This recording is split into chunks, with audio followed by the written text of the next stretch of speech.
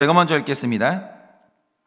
사람이 만일 화목제의 제물을 예물로 드리되 서로 드리려면 수컷이나 암컷이나 흠없는 것으로 여호와 앞에 드릴지니 그 예물의 머리에 안수하고 회막문 앞에서 잡을 것이요 아론 자손 제사장들은 그 피를 제단 사방에 뿌릴 것이며 그는 또 그 화목제의 제물 중에서 여호와께 화제를 드릴지니 곧 내장에 덮인 기름과 내장에 붙은 모든 기름과 두 콩팥과 그 위의 기름 곧 허리 쪽에 있는 것과 간에 덮인 커플을 콩팥과 함께 떼어낼 것이요 아론의 자손은 그것을 제단 위에 불 위에 있는 나무 위에 번제물 위에 살을 찌니 이는 화제라 여호와께 향기로운 냄새니라.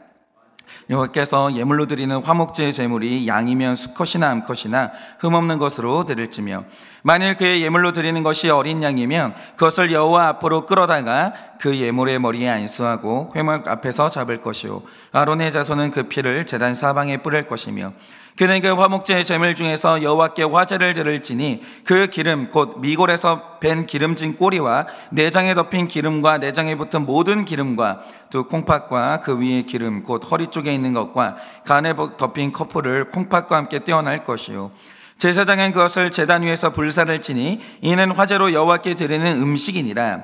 만일 그의 예물이 염소면 그것을 여호와 앞으로 끌어다가 그것의 머리에 안수하고 회막 앞에서 잡을 것이요 아론의 자손은 그 피를 제단 사방에 뿌릴 것이며 그는 그 중에서 예물을 가져다가 여호와께 화제를 드릴지니 곧 내장에 덮인 기름과 내장에 붙은 모든 기름과 두 콩팥과 그 위의 기름 곧 허리 쪽에 있는 것과 간에 덮인 커플을 콩팥과 함께 떼어낼 것이요 제사장은 그것을 제단 위에서 불사를 지니 이는 화제로 드리는 음식이요 향기로운 냄새라. 모든 기름은 여호와의 것이니라. 다 같이 읽겠습니다. 너희는 기름과 피를 먹지 말라. 이는 너희의 모든 처소에서 너희 대대로 지킬 영원한 규례니라. 아멘. 기도하겠습니다.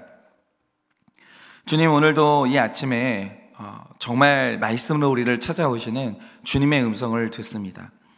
주님, 우리가 살다 보면 우리의 소중한 관계가 깨어질 것인데 이 관계를 다시 회복시키는 그 방법이, 그 길이 무엇입니까? 주님, 세상에서 가장 중요한 것이 관계인 줄을 깨달아 그 관계 가운데서 주 하나님의 사랑을 누리게 하여 주시고 깨어진 모든 관계가 회복될 수 있도록 주님의 말씀으로 우리에게 복을 허락하여 주시옵소서. 오늘 이 아침에도 말씀하시면 잘 듣겠습니다. 말씀하여 주시옵소서. 예수님의 이름으로 기도드립니다. 아멘. 네, 지금 우리가 레위기를 묵상하면서 가장 먼저 지금 제사 제도에 대해서 묵상하고 있는데, 제사 제도와 관련해서 제가 한 번은 무속신앙을 믿다가 이제 그 신자가 되신 어떤 성도님한테 그런 질문을 받은 적이 있습니다. 이 자신이 하나님을 믿고 이제 성경을 일독하다가 이 레위기와 다른 성경책을 읽었는데 제사에 대한 기록을 읽다가 시험에 들었다는 거예요. 왜냐? 성경의 제사 제도를 보니까 뭐 동물을 바치고 곡식을 바치고 막 이러는데 이런 제사 제도가 유교에도 있고요, 불교에도 있고 무당의 세계에도 있고 예수 없는 종교에도 다 이 제사 제도가 있다는 거예요. 그러니까 이 제사 제도를 보고 있으면 귀신이 제사밥을 먹는다는 그 유교의 이 제사 제도하고 무슨 차이가 있는지 모르겠다는 거예요. 하나님도 귀신인가? 하나님도 음식을 드시나? 왜 하나님이 이런 제사 제도를 원하시나? 도대체 둘 사이에 무슨 차이가 있는 거냐? 이 혼란을 느끼면서 이제 질문을 받은 적이 있습니다. 그래서 저는 이 질문이 굉장히 중요한 질문이라고 생각했는데요. 맞아요. 성경에 있는 제사 제도 비슷한 게 유교에도 있고 무속신앙에도 있고 여러 종교에도 다 있죠. 그런데 이게 이럴 수밖에 없는 이유가 뭐냐면 악한 영들이 사람들을 미혹할 때 주로 쓰는 방식이 뭐냐? 하나님이 하시는 모든 일들을 거의 똑같이 모방하는 거예요. 그런데 모든 것들을 뭐 외형에서부터 막 방식까지 모든 것을 비슷하게 하다가 약간 하나를 비틀어 가지고 완전히 다르게 만들거나 그 뜻을 왜곡시켜 버리는 거예요. 그러니까 예전에 뭐 우리나라에서 제일 유명한 스포츠 브랜드 중에 나이키라는 게 있잖아요. 난 모양을 이렇게 만든 건데 예전에 이제 짝퉁 중에 그런 게 있었잖아요. 나이키 모양이 똑같아요. 로고 모양이. 근데 그냥 나이스예요. 그러니까 다 똑같은데 끝에 조금만 다르게 하잖아요. 가짜 되는 거예요. 그러면서 진짜까지 모독해 버리는 거죠. 그런데 이게 사탄이 하는 일이라는 거예요. 예를 들어서 예전에 홍콩의 이안 감독이 만든 브로크백 마운틴이라는 이제 영화가 있거든요. 일단 이 영화의 배경이 8월에 그 만년설로 뒤덮인 대자연의 산이에요. 그러니까 어저께 그 출장 간 우리 그 형제 중에 하나가 유타주에 있는 풍경을 저한테 찍어서 보내줬는데 산에 만년설이 뒤덮여 있는 거예요. 진짜 멋있더라고요. 정말 멋있었는데 거기서 이제 주인공이 그 양떼 목장을 관리하고 있는 거예요. 그러니까 그 영화를 보면요, 진짜 아름답습니다. 대자연에 산이 있고 깨끗해요. 영상 자체가 깨끗해요. 그리고 그 산 속에 흐르는 계곡물이 있는 거예요. 그러니까 이 영화만 보고 있어도요, 그냥 힐링이 됩니다. 너무 깨끗해요. 그런데 이렇게 아름다운 자연 속에서 이 영화의 주제가 뭐냐? 그 산 속에서 두 사람이 너무 아름다운 사랑을 나누고 결국 두 사람이 이어지지는 못했지만 평생 서로를 잊지 못한다는 가슴 아픈 사랑 이야기가 거기서 펼쳐지는 거예요. 그러니까 영화 내용이요, 자연이 있죠, 깨끗하죠, 두 사람이 사랑하죠, 내용이 너무 좋은 거예요. 그런데 여기에서 딱 하나 비틀어진 게 뭐냐? 사랑하는 두 사람이 둘 다 남자예요. 그러니까 이 영화가 말하는 게 뭐냐? 우리가 무슨 동성애를 끔찍하고 더러운 죄인 것처럼 생각하지만 사실 동성애는 취향만 다를 뿐 그 성애는 이성애보다 더 애틋하고 순수하고 깨끗한 사랑이 있다는 거예요. 이것도 사랑이라는 거예요. 그러니까 사랑한다는 그 감정 자체가 중요한 것이지 형태가 뭐 그렇게 중요하냐, 성별이 뭐가 그렇게 중요하냐 이러는데 이게 바로 사탄이 하는 일이에요. 그러니까 이성애자가 하는 사랑이나 동성애자가 하는 사랑이나 똑같아요. 자기야 뭐 사랑해 그러면서 똑같아요. 가슴 두근거리고 똑같아요. 근데 그냥 딱 하나, 그냥 성이 똑같을 뿐이에요. 그런데 거기에서 파생되는 문제들이 어마어마하게 많은 거예요. 여러분, 이렇게 사탄은요, 하나님이 하시는 모든 일들을 정말 똑같이 모방합니다. 그런데 그 중심에 있는 아주 작은 본질 하나를 비틀어 버리는 거예요. 그리고 하나님이 하시는 모든 일들을 헷갈리게 만들고 모독해 버리는 거죠. 뒤집어 버리는 거예요. 그리고 이 제사제도도 마찬가지인데, 그러면 하나님이 레위기를 통해서 말씀하시는 이 제사제도와 사탄이 모방하는 제사제도의 이 근본적인 차이가 뭐냐라는 거죠. 제가 이걸 설명하려면 좀 이 얘기를 해야 되는데, 여러분 혹시 그 베트남의 틱광득 스님이라고 이름을 들어보셨습니까? 이분이 1950년대쯤에 남베트남에서 활동하신 스님인데, 이 베트남이 공산화 되기 전인 1960년대 초에 남베트남에서 이 불교를 탄압했나 봐요. 그러니까 이 틱광득 스님이 그를 따르는 제자들과 함께 이곳에 저항을 했는데 남베트남의 정부에서 이제 듣질 않았나 봐요. 그러니까 이분이 최후에 내 주장을 관철하기 위해서 최종적으로 결정한 게 뭐냐? 소신공양을 결정을 한 거예요. 그런데 여러분, 소신공양이 뭔지 아세요? 1963년에 어느 날 이분이 자신을 따르는 제자들 우르르 끌고 가가지고 캄보디아 대사관 앞으로 간 거예요. 그리고 이분이 길거리에 가부좌 자세를 틀고 앉습니다. 그러니까 갑자기 제자 중에 한 명이 석유통을 들고 오더니 틱광득 스님의 몸에 붓기 시작하는 거예요. 그리고 제자가 그분의 몸에 불을 붙여버린 거예요. 그리고 온몸이 불에 타가지고 이분이 끝내 사망하고 말았습니다. 그러니까 이 소신공양이 뭐냐면, 사람이 뭔가를 이루고자 하는 거대하고 강렬한 소망이 있을 때 자기 몸을 제물로 바쳐가지고 불에 태워버리는 거예요. 그리고 부처님께 제물로 바쳐서 소원을 관철하는 게 소신공양이라는 거죠. 그러니까 이 사람들이 말하는 게 뭐냐면, 신에게 거대한 소원을 우리가 이제 관철할 때 그만큼 큰 제물이 있어야 되는데 그게 결국 사람이라는 거예요, 마지막에는. 그런데 몇몇 사람들이 이 모습을 보고 얼마나 감동했는지, 바로 저게 진정한 성직자의 모습이다 이러면서 감탄을 한 거예요. 그래서 이분이 그 분신자살한 자리에 동상이 세워지기도 하고, 어떤 록밴드 그룹은요, 자신이 데뷔하는 앨범에 이분의 이야기를 실기도 했어요. 그런데 자기 몸을 태워가지고 이런 식으로 공양으로 드리는 거 있죠, 이 제사를 지내는 게, 이게 과연 아름답고 희생적인 성직자의 모습이냐. 그런데 이 사건과 관련된 글들을 보다가 제가 굉장히 의미 있는 글 하나를 보게 됐는데, 이 글을 쓰신 분은 포항공대 교수이신 강병균 교수님이에요. 그런데 이 글에 소개된 이분의 이력을 보면요, 굉장히 독실한 불교 신자인 것을 알 수 있습니다. 이분이 기독교 신자가 아니에요, 불교 신자예요. 그러면 이분의 이력 중에 하나가 뭐냐? 이분이 백년암에서 3000배를 한 다음에 그 만나기 어렵다는 성철 스님을 만난 사람이에요. 그리고 성철 스님으로부터 직접 법명을 받았다는 거죠. 그리고 30년간 지금도 매일 참선을 하면서 채식만 하면서 살고 있다. 이게 바로 이분의 이력이에요. 그러니까 이분이 굉장히 독실한 불교 신자인 거죠. 그런데 이분이 틱광덕 스님의 소신공양에 대해서 이분의 평가가 뭐냐? 틱광덕 스님이요, 몸에 불을 붙이기 전에 제자들에게 예언을 하나 했습니다. 그게 뭐냐? 이제 나는 곧 죽게 될 텐데 만약 내 몸이 불타가지고 죽다가 내 몸이 앞으로 쓰러지면 흉한 것이니 너희는 다 해외로 도피해라. 그런데 나의 몸이 뒤로 넘어지게 되면 투쟁이 승리하고 평화가 올 것이다. 이렇게 말을 하고 예언을 하고 몸에 불을 붙인 거예요.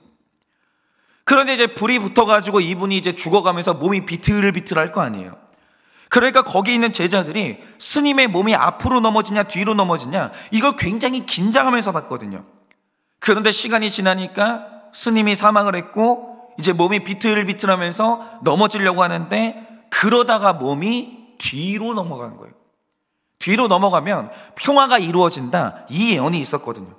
그러니까 그걸 본 제자들의 믿음이 뭐였겠어요? 아, 우리 투쟁은 승리하고 평화가 오겠구나, 스님이 말씀하셨으니까 틀림없다, 이렇게 생각하고 베트남에 남아가지고 투쟁을 계속한 거죠. 그런데 실제로 일어난 일이 뭡니까? 오히려 베트남이 공산화가 돼버렸어요.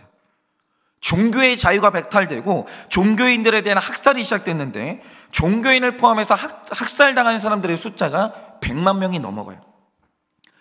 그리고 뒤늦게 살기 위해서 탈출하다가 태국 해역과 남중국 해에서 익사한 사람의 수가 셀 수가 없어요. 셀 수가. 그러니까 무슨 소신공양이 신비한 힘이 있는 것처럼 말했지만 예언이 보기 좋게 빗나갔고 이 예언을 믿고 계속 투쟁을 했던 사람들이 엄청나게 학살을 당했습니다. 그리고 이 소신공양을 받던 사람들 중에 틱광덕 스님을 따라한다고 12명의 비구니가 소신공양으로 목숨을 잃었어요. 목숨을. 그래서 얻은 게 있냐? 아무것도 없어요. 아무것도. 그냥 죽은 거예요. 그런데 여기에서 바로 이 강병균 교수님의 말씀은 이거예요. 저는 이게 뭐 맞지도 않다라고 생각하지만 어쨌든 불교가 뭐냐? 이분이 학문으로 파악한 불교는 뭐냐면 불교는 그냥 자기 수양의 종교이고 사람마다 수양을 통해서 해탈하면 내가 신이 된다, 이게 불교예요. 이게 그러니까 이 수양을 통해서 모든 고통에서 벗어나는 것, 이게 불교의 목적이지 불교에는요 신이 없어요. 이건 철학이에요. 다시 말해 불교는 제사를 해도 이걸 받는 신이 없는 종교라는 거죠. 그런데 이 틱광덕 스님이 이상한 예언을 하면서 자기 몸을 불태워가지고 소신공양을 했거든요. 근데 불교에는 문제는 뭐냐면 이 불교에는 이런 공양을 받는 신이 없다는 거예요. 없대요. 신이 없어요. 그러면 이 공양은 누구를 위한 공양이고 뭐 때문에 했냐라는 거죠.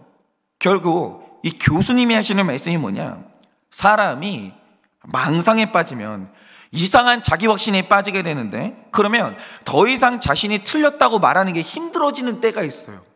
유독 종교 지도자들이 유독 그래요. 그러면 자신이 하던 주장을 더 이상 말로는 증명할 수가 없을 때 사람이 마지막으로 나 자신을 위해서 내 주장을 관철하기 위해서 마지막으로 하는 행동이 뭐냐? 자기 몸을 희생시켜가지고 이게 주장을 관철하는 거예요. 나를 죽이는 거죠. 나를 죽여가지고 관철을 하는 거예요. 근데 우리 현실 세계에서 이런 일 많이 일어나잖아요. 투쟁을 하고 뭔가를 주장할 때 안 받아들여진다. 마지막에 하는 게 뭐예요? 자살이에요. 그러면서 마지막으로 자기 주장을 끝까지 관철을 시키는 거죠. 그러니까 이게 뭐냐면 남을 위한 게 아니고요, 자기를 위한 거예요. 아니 내 몸을 바쳐서 희생시킨다고 해봐요. 그걸 누가 받아요? 나를 위한 거예요. 남을 위한 게 아니라. 그러니까 사람이요 거대한 망상에 빠지거나 지독한 욕심에 빠지면 그 소원을 관철하기 위해서 결국 신의 힘을 이용하게 되는데, 그리고 어떤 대가도 치르게 되는데 성경에도 나오지만 욕심으로 시작된, 기복으로 시작된 모든 제사의 끝이 뭔지 아십니까? 사람을 제물로 바치는 인신공양이에요.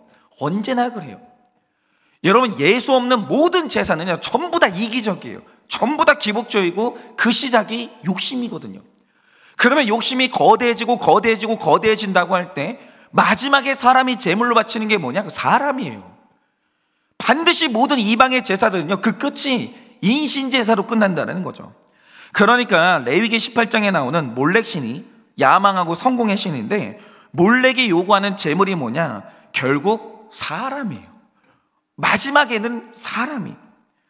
그러니까 우리의 욕심과 소원이 커질 때 결국 그 끝에서 누구나 다 사람을 제물로 바쳐요. 그러니까 저는 제일 우리 인생의 관계에서 잡힌 이상한 제사가, 저는 이게 결혼이라고 생각을 하거든요. 그러니까 이 결혼이 뭐예요? 그러니까 결혼이 욕심으로 시작하고 나의 이기심으로 시작하잖아요. 마침내 마지막에는 사람을 제물로 바치는 거예요. 사람이요, 이용의 대상이에요. 도구가 되는 거죠.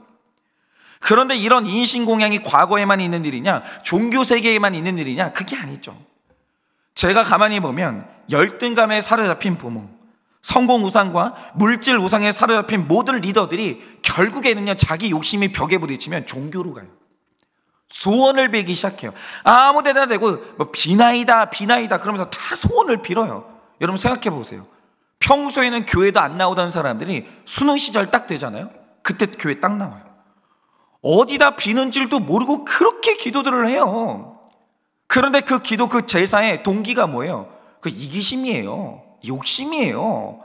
거기에 이타적인 게 아무것도 없다는 거죠.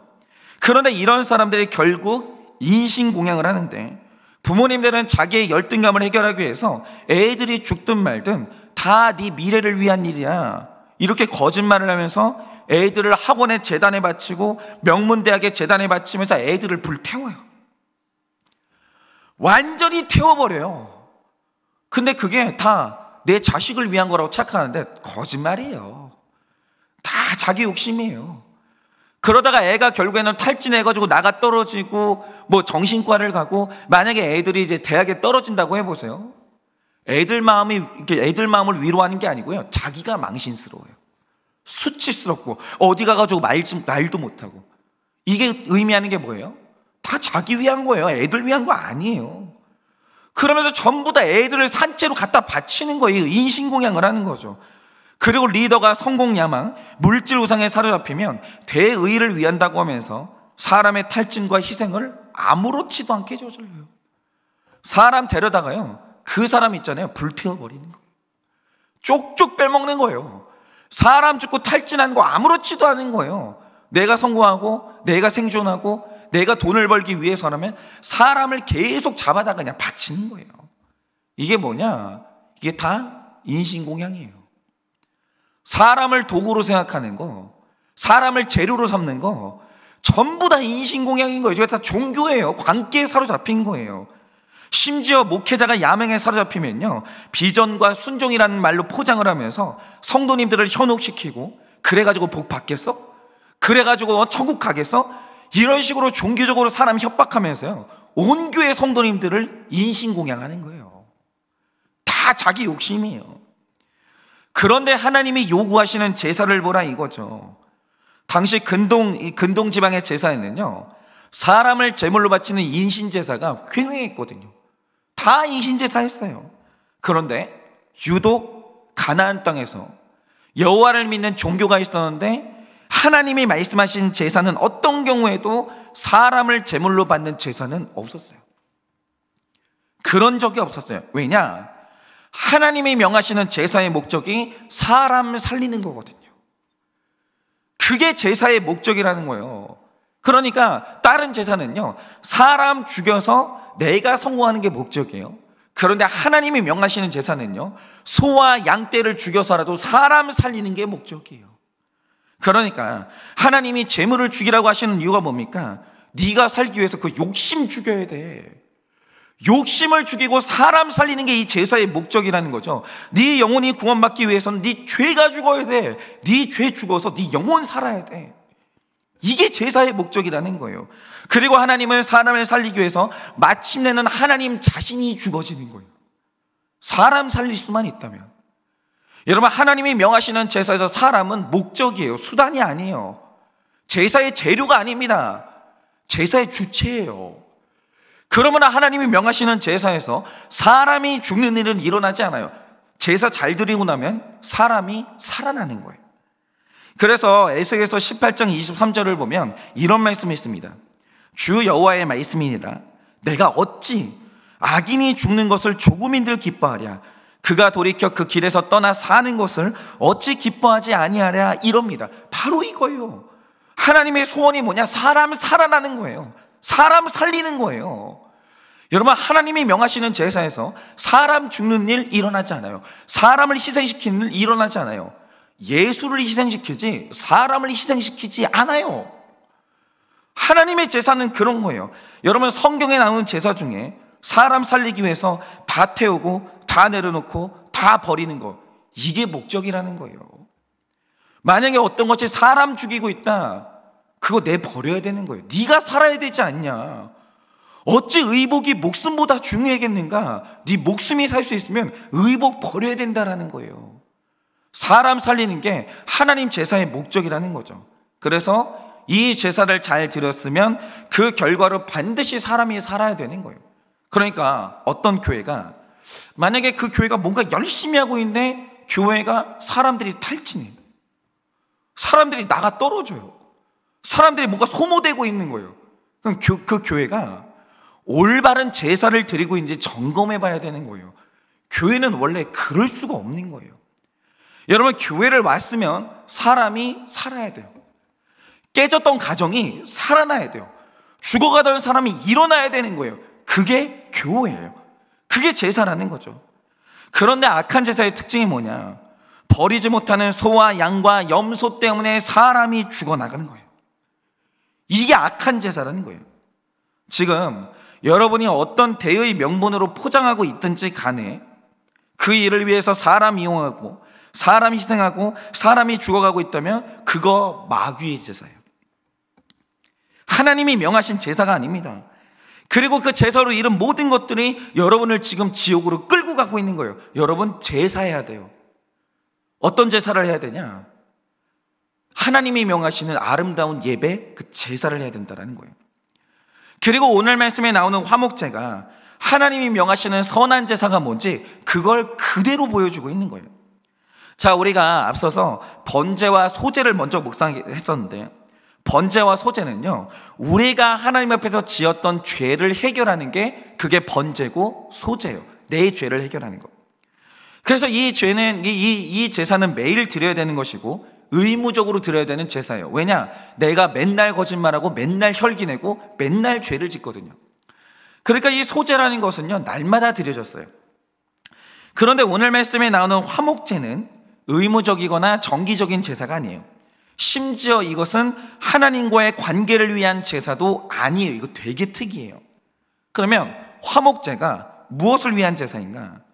이 화목제의 히브리어가 쉘라밈인데 많은 학자들이 이 단어를 샬롬하고 연결시켜요. 화평이라는 단어죠. 샬롬과 쉘라밈을 연결시키는 거죠. 그런데 특이하게도 이 샬롬은 하나님과의 샬롬도 중요하지만 하나님이 똑같이 중요하게 보시는 게 뭐냐? 화목제에서 해결하고 싶은 샬롬은 사람과의 샬롬이에요. 그러니까 하나님은 나하고만 잘 지내면 돼, 이러는 분이 아니라는 거죠. 나하고 잘 지냈어? 남편하고 잘 지내. 나하고 잘 지냈어? 아내랑 잘 지내. 나하고 잘 지냈니? 사람하고 내 자녀하고 교우들하고 잘 지내. 그게 올바른 제사의 결론이야. 여러분, 하나님을 믿는 신앙 안에서는요, 1번이 관계예요. 하나님하고 관계가 잘 되잖아요. 그 결과로 나타나야 되는 게 뭐냐? 내 주변 관계가 잘 돼야 돼요. 그래서 화목제를 뜻하는 쉘라밈을 보면 단수가 아니라 이 복수인데, 사람 사이의 평화는요, 나 혼자 선언한다고 되는 게 아니에요. 우리 친하지? 우리 문제 해결됐지? 나는 아무 감정 없어. 이런다고 해결되는 게 아니에요. 죄를 지은 사람이 먼저 화해의 손길을 내밀어야 되고 피해를 입은 사람이 그 손을 잡아줘야 돼요. 복수예요. 샬롬, 쉘라밈은 이 화목한다라는 것은 너와 내가 함께 이루는 것이지 나 혼자 일방적으로 이룬다, 선언한다? 이게 폭력이에요. 나는 상처받았어요. 나는 해결된 게 아무것도 없어요. 근데 말하는 게 뭐냐? 우리 친해. 우리 다 해결됐어. 이게 폭력이라는 거죠. 쉘라밈, 화목은 그렇게 이루어지는 게 아니에요. 서로 간에 함께 합의를 해야 그게 진정한 화해인데, 그럼 이 샬롬, 다시 말해 화목이 그냥 이루어지냐? 그게 아니라는 거예요. 그러면 이 샬롬이 이루어지는 과정이 뭐겠습니까? 자, 여러분이 1절을 보시면 그러니까 어떤 사람이 화목의 제물을 들고 와요. 그런데 이거는 화목제는 정기적인 제사가 아니에요. 사건이 있을 때만 오는 거예요. 그런데 이런 경우가 두 가지가 있는데, 하나는 하나님께 너무 감사한 게 있을 때, 그러면 너무 감사해가지고 제물을 들고 오는 게 그게 첫 번째 화목제의 목적이에요. 그런데 이런 경우는 나중에 레위기 7장에서 묵상할 거기 때문에 잠시 후에 보고요. 어떤 사람이 화목제를 신청하는 또 하나의 이유가 있어요. 그게 뭐냐? 어떤 사람과의 관계가 깨졌을 때, 내가 어떤 사람에게 상처를 줬을 때 그가 자발적으로 오는 거예요. 그러니까 이게 신기한 게 뭐냐면요, 일단 화목제가 성립이 되려면 죄를 지은 사람이 내가 저질렀던 가해를 깨달아야 돼요.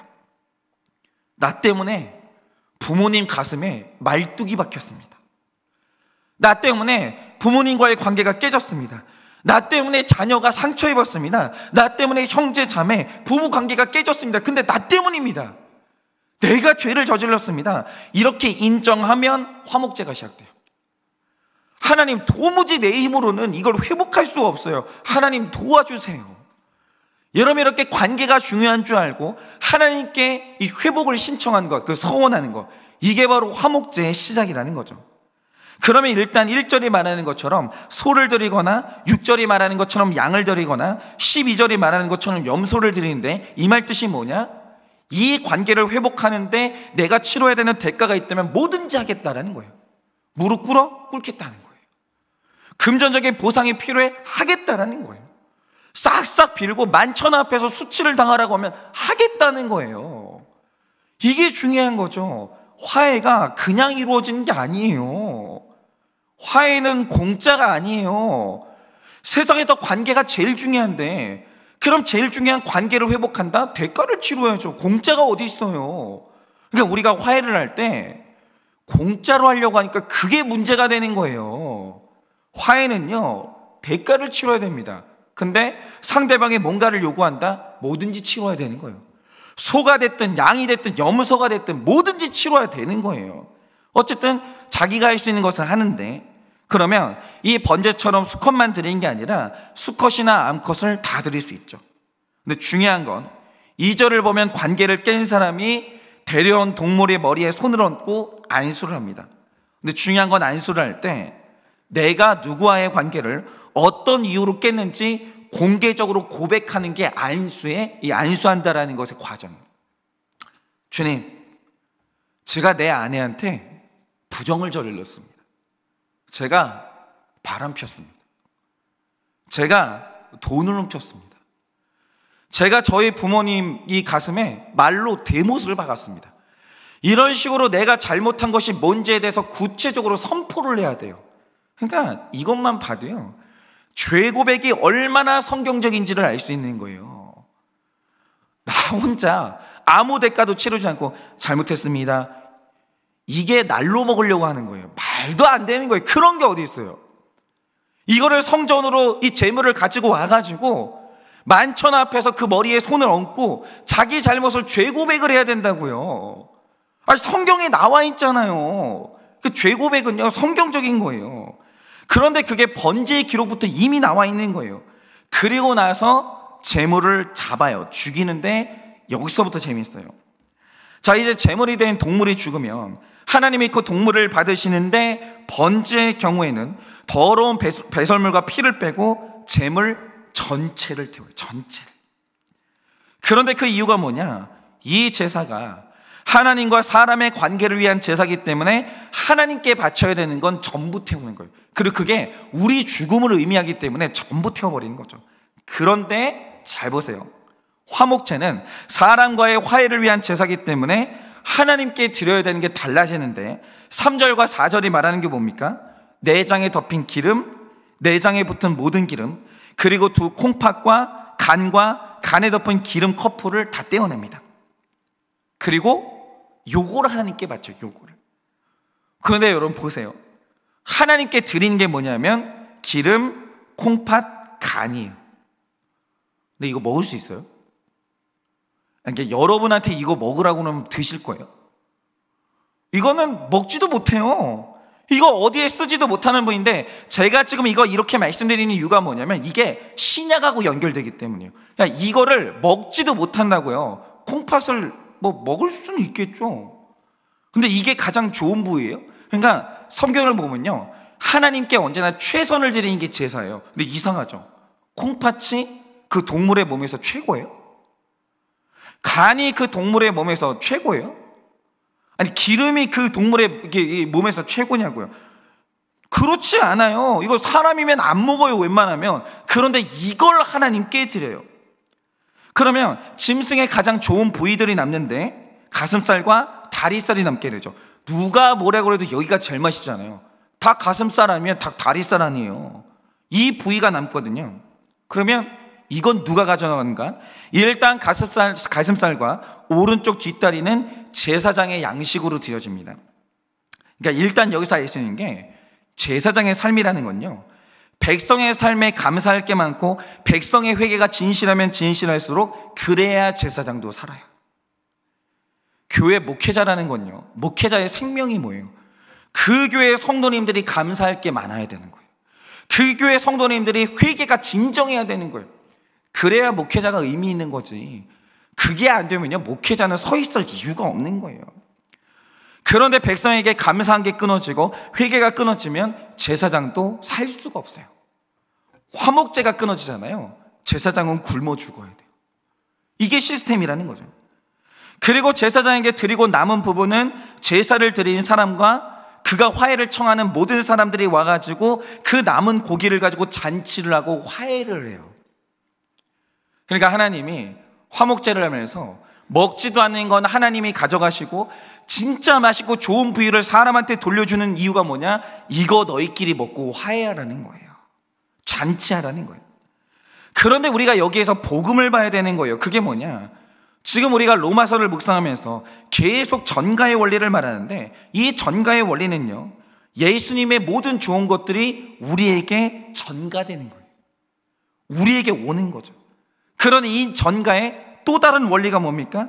우리에게 있었던 쓸모없고 악한 것들이죠. 죄와 상처와 모든 악한 사건의 결과가 예수님한테 전가가 되는 거예요. 이게 교환이 되는 거죠. 하나님의 좋은 건 인간에게 오고 사람에게 가장 악하고 나쁜 것들은 하나님께로 옮겨가요. 예수님께로. 그리고 예수님은 인간의 모든 악한 것들을 품에 안고 불에서 태워 죽어지시는 거예요. 이게 제사라는 거죠. 그런데 이 화목제, 이 전가의 원리가 그대로 드러나는 거예요. 제가 아까 말씀드린 대로 관계를 깬 죄인이 성막에 와서 제사를 드리는데 하나님 앞에 자기 죄를 다 쏟아내요. 그리고 난 다음에 제사를 드리는데 하나님께 드리는 게 뭐냐? 먹을 수도 없고 쓸모도 없는 기름과 콩팥과 간을 하나님께 다 드려요. 하나님이 그거 가져가십니다. 야, 나한테 줘. 그 더럽고 쓸모없고 아프고 더럽고 어두운 것들 다 나한테 줘. 그리고 하나님이 그걸 가져가고 태워버려. 이건 없어진 거야? 너희 삶의 모든 악한 것들 그리고 상처들 내가 다 치료했어, 내가 다 용서했어, 다 가져가십니다. 그리고 하나님이 인간에게 주시는 게 뭐냐? 가장 좋은 가슴살과 다리살을 죄인들에게 주십니다. 그리고 명하는 게 뭐냐? 죄인이 죄를 고백하고 용서를 구했더니 너는 그와 함께 먹고 포도주를 마시면서 잔치를 하고 관계를 회복하라는 거예요. 그 상처 내가 다 가져갈게. 그 죄 내가 다 가져갈게. 너희들은 잔치, 화해해, 회복해. 이게 바로 화목제라는 거예요. 그러니까 이 화목제는 종교적이고 영적인 개념보다는 되게 실용적인 제사예요. 사람이 먹고 마실 때, 함께 이제 화해를 할 때 이 죄고백이 필요한 것도 하나님을 알고 계시고 대가가 필요한 것도 알고 계시고 먹고 마시는 잔치가 필요한 것도 알고 계시는 거예요. 그러니까 우리가 그러잖아요. 화해할 게 있을 때 야, 밥 좀 먹자 이러잖아요.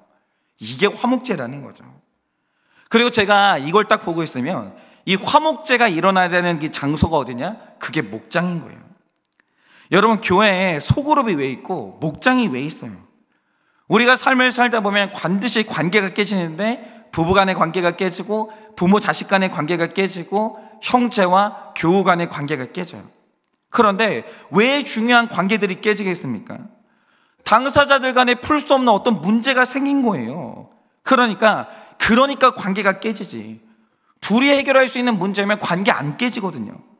그러니까 이런 문제가 있을 때 관계가 상한 두 사람이 목장이라는 재단으로 와야 되는 거예요. 누구 도움을 받아야 돼요. 관계는 그런 거예요. 둘이 해보십시오. 되나? 안 돼요. 화해하려고 말을 시작하면 또 싸워요. 그럴 때가 있다라는 거죠. 관계는요, 그래서 깨지는 거예요. 그럴 때는 도움을 받아야 돼요. 그러니까 이 목장에 있는 첫 번째 이유가 뭐냐? 무릎 부부싸움은 집안에서 둘이 하면 치명적인 말실수가 나오고 거기서 서로를 죽이는 공격이 나오는 거예요. 부부싸움은 둘이 하는 거 아니에요. 그러니까 이상한 신화 있잖아요. 우리 집안 문제는 우리끼리 해결하는 거예요. 그거 거짓말이에요. 안 돼요. 해보시라고요. 되나? 그럼 가정이 왜 깨져요? 안 깨지죠. 너는 내 입장, 나는 내 입장 설명하고 너는 네 입장 설명하는데 둘이 평행선을 달리지 그 뭐가 합의가 되겠어요. 그러니까 중보자, 중재자가 필요한 거예요. 우리 삶에는 그런 게 필요하다라는 거죠. 그러므로 무릎 부부싸움은요, 둘이만 하면 안 되는 거예요. 큰일 나요.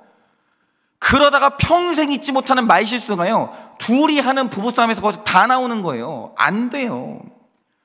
모름지기 건강한 부부싸움은 목장 와서 하는 거니까 길거리에서도 하지 마시고 불신자들 앞에서도 하지 마세요. 망신만 당하지. 그러니까 이 부부싸움은 어디서 하는 거냐? 우리를 사랑하고 그리고 우리의 부부싸움이 밖으로 나가지 않고, 그런데 모든 사연들을 다 객관적으로 이해하고 받아줄 수 있는 말씀이 있는 목장에서 하는 거예요.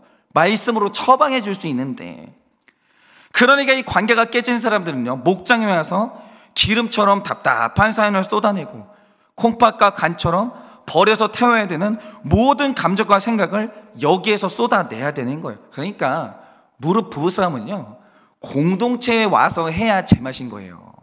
거기서는 마음껏 싸우세요. 만약에 말실수했다, 그럼 공동체에서 말해주는 거예요. 집사님, 그거 말실수라고. 그 말은 하면 안 되는 거라고. 사과하시라고. 이런 식으로 중재해주는 사람이 있어야 되는 거예요. 그러면 말씀이 있는 공동체가 그 부부싸움의 내용을 듣고 서로의 경험과 말씀을 나누면서 대화를 하다 보면 남편의 잘못이 드러나요. 아내도 아내의 죄가 드러납니다. 그리고 드러났으면 2절의 죄인이 예물의 머리에 안수하고 죄를 고백했듯이 먼저 죄를 깨달은 사람이 자기 죄를 고백하고 사과를 청해야 되는 거예요. 근데 들어보니까 내가 잘못했네. 이게요, 둘이 대화에선 웬만하면 안 돼요. 객관적인 제3자가 있어야 되는 거예요. 그럼 드러납니다. 그런데 이 죄 고백이 진실하면요, 웬만한 상대방은요, 그 손을 잡아주는 거예요. 드디어 당신 죄를 봤구나. 그것만 해도 고맙다. 그래, 내가 마음이 좀 풀린다. 그러면서 손을 잡아주는 거예요. 그러니까 죄 고백에 핀트가 안 맞고 그 시간의 고통을 모면하기 위해서 마음에도 없는 사과를 하니까 화해가 안 되는 거지. 사람이 자기 죄를 정확하게 보고 진실하게 죄 고백을 하면요, 진짜 악한 사람이 아니면 웬만하면 마음이 풀려요. 그 손 잡아줍니다. 그러면 화목제의 결과가 그러한 것처럼 이제 그 목장에서는 먹고 마시면서 잔치를 하는 거예요. 두 분 문제가 해결됐다고, 너무 다행이라고, 감사하다고. 그러니까 공동체와 같이 식사하고 우리가 마음을 나누고 관계를 이루고 사랑하는 이유가 뭐냐? 결국 우리 관계를 깨는 더러운 사연과 감정을 쏟아내기 위해서, 그래서 우리가 공동체를 이루는 거예요. 그러니까 이 공동체가 각 가정의 더러운 것들을 받아내면 하나님의 화해를 이루는 이 가슴살과 오른쪽 뒷다리살 같은 은혜를 베풀어 주시는 거예요. 그러니까 진정한 화해라는 건요, 결국 죄를 깨닫는 깨달음, 각 가정의 더러운 사연을 마음껏 쏟아낼 수 있는 제단과 같은 공동체, 그리고 화해를 나누는 잔치가 있어야 이루어지는 거예요. 그러니까 관계 회복이 이렇게 어려워요. 이게 바로 목장과 교회 공동체에서 이루어져야 될 우리의 화목제라는 거예요. 그러니까 지금 여러분의 제사가 인생의 제사, 지금 누구나 다 제사하고 있거든요. 여러분의 제사가 선한지 악한지 그것 좀 한번 보세요. 지금 여러분의 삶에는 사람 이용하고 사람 희생시키고 사람 죽이는 악한 제사가 아니라 사람 살리고 깨진 관계 회복시키는 이 화목제가 있냐라는 거예요. 여러분의 제사는 어떤 제사입니까? 부디 바라기는 사람 죽이는 악한 제사가 아니라 사람 살리고 회복시키는 이 화목제가 우리의 가정에서, 우리의 목장에서 날마다 이루어져서 참된 제사가 여러분의 삶 가운데 이루어지길 예수님의 이름으로 축원을 드립니다. 적용 질문 드립니다. 여러분의 제사는 사람 살리는 제사입니까? 사람 죽이는 제사입니까? 여러분의 제사는 사람 살리는 제사입니까? 사람 죽이는 제사입니까? 사람 살리는 제사를 위해 내가 내려놔야 할 소와 양과 염소는 무엇입니까? 이거 못 내려놓으니까 사람 죽이는 거예요. 사람 살리는 제사를 위해 내가 내려놔야 할 소와 양과 염소는 무엇입니까? 화목을 이루기 위해 목장에서 더러운 사연을 쏟아놓고 있습니까? 화목을 이루기 위해 목장에서 더러운 사연을 쏟아놓고 있습니까? 오늘 내가 화목의 잔치를 해야 될 사람이 누굽니까? 오늘 내가 화목의 잔치를 해야 할 사람이 누구입니까? 이 시간에 제가 기도하고 축도함으로 예배를 마치겠습니다. 기도하겠습니다. 주님,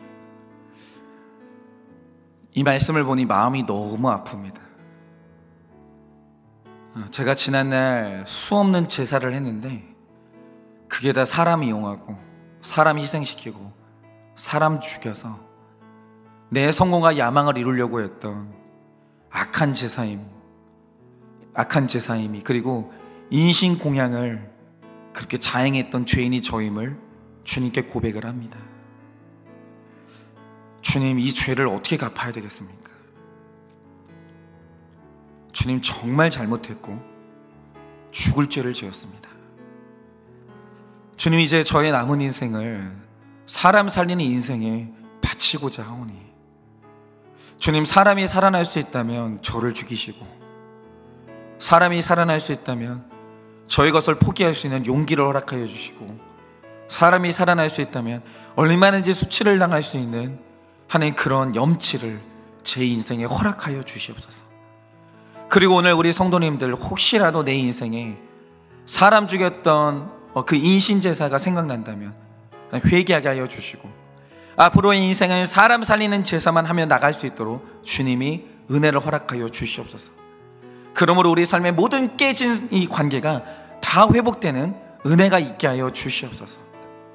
지금은 우리 주 예수 그리스도의 은혜와 하나님 아버지의 그 크신 사랑과 성령님의 위로하시고 교통하여 주시는 그 역사하심이 사람 죽이는 제사가 아니라 사람 살리는 제사로 나아가 깨어진 모든 관계를 회복하기를 원하는 사랑하는 우리 모든 성도님들의 머리 위에 지금으로부터 영원 무궁토록 함께 있을지어다.